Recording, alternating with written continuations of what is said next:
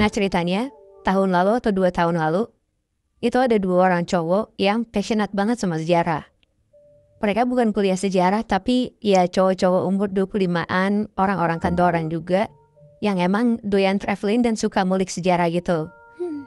Setelah mulik-mulik sejarah di daerah Cikini, Kota Tua, dan banyak daerah Jakarta, mereka cobalah agak jauh dikit dan sepakat buat nyamperin monumen di Louis William ini. Sebut aja nama 2 cowok ini, Janu dan Niko. Yang mana mereka ketemu juga gara-gara sama-sama suka sejarah. Terus ya ikut semacam tour gitu yang gue bilang tadi, kenalan, dan sekarang mereka jalan berdua doang ke Louis William ini. Sampai di daerah sana tuh sekitar jam 2-an siang, Janu dan Niko tuh langsung lihat-lihat jalan-jalan di daerah sana. Dan tiba-tiba pas lagi jalan biasa, Niko nih ngeliat kalau sekitar 10 meter di depan dia, itu ada monumen yang bentuknya tuh kayak kuburan orang Jepang gitu, Moy. Nah, ini tuh monumen yang gue bilang tadi, yang untuk memperingati tentara Jepang. Jadi bentuknya tuh kayak batu nisan, tapi tingginya tuh sekitar 1 meter. Nah, jadi kayak batu nisan tapi ya bentuknya kotak gitu loh. Nah, di dekat monumen itu, si Niko nih ngeliat kayak ada sesuatu gitu di atas tanah, di samping monumen itu. Nah, langsung lah nggak pakai pikir panjang, Niko nyamperin tuh si monumen dan sesuatu yang ada di dekat si monumen ini. Pas Niko udah deket monumen itu, Niko tuh bisa ngeliat banget dengan jelas. Itu tuh kepala manusia, Moy. Nah, di dekat si monumen ini. Jadi Niko ngeliat ada kepala manusia yang kayak tergeletak aja di atas tanah. Kepalanya doang. Masih ada kulitnya, Bi. Masih ada kulitnya, bener-bener kepala biasa. Begitu Niko udah persis di depan kepala ini, dia jongkok, dan Niko bisa tahu itu tuh kepalanya kelihatan kayak patung. Dan emang kepala doang gitu. Niko tuh melihat kepala ini tuh rambutnya cepat, terus matanya kebuka. Tapi emang kelihatan sipit. Di situ Niko nyimpulin, wah keren banget di tempat. Selain ada monumen peringatan, tapi mereka juga bikin patung tentara Jepang di situ. Dan seakan-akan tentaranya ini badannya kekubur, tapi cuma kepala doang yang muncul di atas tanah. Dia baru tahu itu gitu loh, karena sebelumnya dia riset-riset dikit ya, dia cuma tahu ada monumen aja di situ.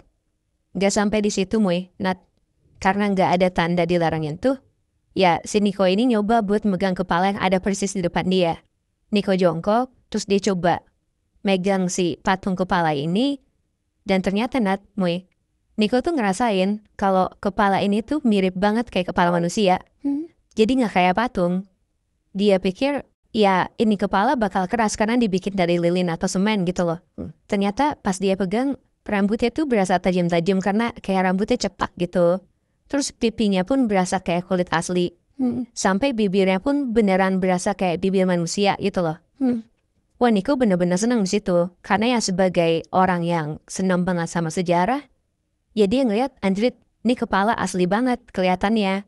Bisa banget orang-orang tuh bikin kepala ini sereli itu gitu loh. Dan dari situ sambil masih merhatiin kepalanya, dia coba narikin Janu. Mau nunjukin kalau ya ada patung sekeren ini di depan dia gitu loh. Dan di situ Niko teriakin Janu bilang, Jan, lihat Jan, ini patung keren banget nih. Tapi di situ Janu nggak nyaut-nyaut. Dan di situ dia sadar kalau dari tadi tuh dia jongkok sendiri ngeliatin si patung ini, gak ada Janu gitu loh. Dia ngeliat ke belakang, dia ngadep ke belakang, ya Janu gak ada sama sekali.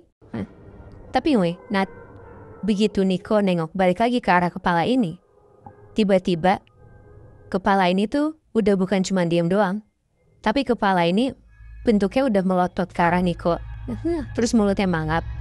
Dan dari tanah, gak cuma kepala doang, tapi di kanan dan kiri kepala ini, itu muncul 2 tangan yang seakan-akan tuh mau keluar dari tanah dan nyerang Niko. Dari situ Niko langsung jatuhin badannya ke belakang dan bener-bener langsung ngibrit lari sekenceng-kencengnya ngejauh dari tempat itu. Tapi itu bentukannya masih dalam bentuk batu atau lilin itu deh. Nah, di situ Niko udah nggak tahu lagi bentukannya kayak gimana, karena dia udah kaget banget. Ngeliat yang sebelumnya kepala biasa, tapi setelah dia ngadep balik lagi ke tempat itu, iya udah beda lagi bentukannya gitu loh. Ya. Dari situ Niko langsung lari bener-bener ngejauh dari tempat itu. Dan tiba-tiba pas dia lari itu, di depan Niko, dia ngeliat ada bapak-bapak tua. Perawakannya tuh kayak orang Jepang. Akhirnya ya Niko cukup tenang lah karena ketemu orang gitu kan. Dari yang dia sendiri ngeliat hal yang kayak gitu, ya dia udah cukup tenang untuk ngeliat ada orang akhirnya manusia beneran. Walaupun ya Niko masih ngos-ngosan gara-gara lari dan abis kaget banget, dia shock banget abis ngeliat hal kayak gitu kan. Ditanyalah sama bapak ini, kamu kenapa? Niko ceritain tuh, dia ngeliat kepala, dia lihat asli banget dan dia kira beneran orang keluar dari tanah. Dan dia ketakutan makanya dia lari. Tapi si bapak-bapak ini ya mencoba menenangkan Niko dengan santainya, ya mungkin kamu halu ngeliat kayak gitu dan dibilang kayak gitu. Niko akhirnya berusaha untuk nyakinin dirinya sendiri, ya mungkin gue juga beneran halu gitu loh. Di situ Niko diajak ngobrol lah sama si bapak-bapak ini. Dan Niko tuh sadar bapak-bapak ini ngomong bahasa Indonesia itu lancar. Tapi ada aksen Jepangnya gitu loh. Bayang gak sih lo? Kayak orang asing ngomong bahasa Indonesia. Pasti ada kagok dan kerasa beda aja gak sih di kuping lo? Tapi karena Niko ini diajak ngobrol, mulai tenang, gak sendirian, dan banyak banget penjelasan dari si bapak ini ya. Jadi Niko enjoy aja, bahkan bisa dibilang seru juga. Yang awalnya berencana ke sana gak pakai guide atau gak pakai orang yang ngerti gitu ya. Ya malah di-guide secara gratis sama orang yang ada di sana gitu loh. Dan Niko ngerasa keren banget. Gak cuman ada monumen peringatan dari orang Jepang aja, ternyata tempat ini pun dia ngerasa kayak wah keren banget dikelola sama orang Jepangnya sendiri gitu loh.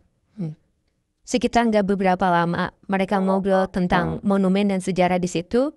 Tiba-tiba Niko ini dipanggil dari jauh sama Janu. Dan Janu nyamperin lah Niko ke tempatnya Niko berdiri itu. Dan kelihatan di samping Janu tuh kayak ada mas-mas gitu ngikutin si Janu yang nyamperin Niko. Ditanyalah sama Janu, Nik, lu kemana aja? Pas di saat Niko udah mau jawab, dan Niko mau bilang kalau dari tadi dia ngobrol sama bapak-bapak tua di sampingnya dia, tiba-tiba bapak-bapak tua yang persis di samping Niko itu hilang gitu aja, Nat. Motion gak ada sama sekali. Wah, seketika di situ Niko lemes banget dan mau jatuh, kayak hampir pingsan gitu loh. Dipikirin dulu lah si Niko ini disuruh duduk sama Janu dan mas-mas yang ada di situ. Udah mulai tenangan, gak berapa lama, akhirnya Niko bisalah cerita apa yang dia alamin. Dari mulai Niko ngeliat kepala di atas tanah, sampai bapak-bapak tua yang perawakannya kayak orang Jepang yang seakan-akan ngobrol sama dia di situ gitu loh.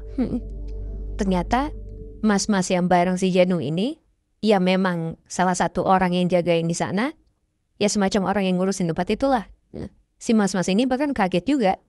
Kenapa bisa Niko ngelihat patung yang kita nggak tahu itu patung atau arwah tentara Jepang yang gentayangan di sana ya.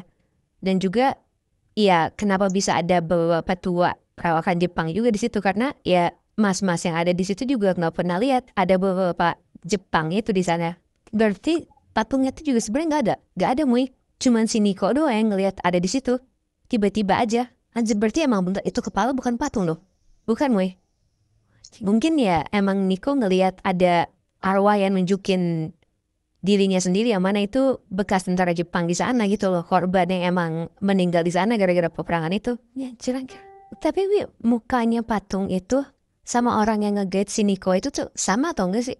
Beda-beda Nat. Jadi beda muka.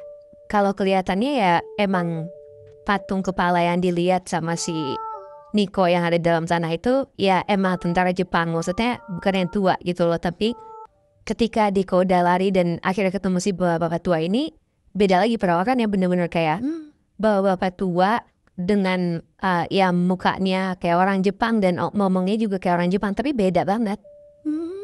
Apa bapak itu emang ternyata salah satu dari korban peperangan Jepang waktu itu ya? Wah, gue nggak tahu sih, tapi kalau memang ternyata bener, parah juga sih. Muibi, dari cerita kita tadi, ternyata mungkin tempat-tempat bekas perang lainnya tuh juga bukan cuman bekas perang aja. Tapi korban-korban itu masih gentayangan di sana. Nah, kalau udah tahu akan hal itu, lo masih mau nggak datang ke sana dan ngebuktiin sendiri kalau memang korban-korban itu masih ada?